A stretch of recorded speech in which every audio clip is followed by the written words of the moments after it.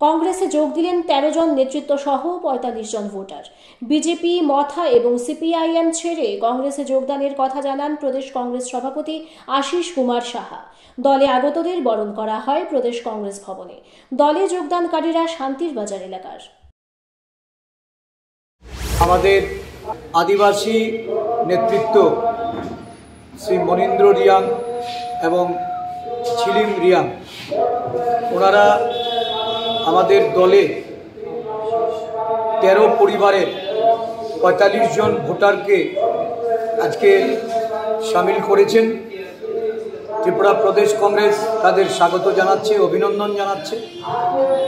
বিভিন্ন রাজনৈতিক দল থেকে, বিশেষ করে বিজেপি, ত্রিপুরা মথা এবং কমিউনিস্ট পার্টি ছেড়ে আজকে তারা যোগদান করেছে।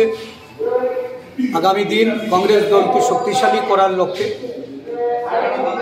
আমাদের দক্ষিণ জেলা এবং শান্তিরবাজার ব্লককে নেতৃত্বে তাদের যে অঙ্গীকার, কংগ্রেসকে শক্তিশালী করে কংগ্রেসের সংগঠনে সামিল হয়ে তারা একযোগে কাজ করবেন।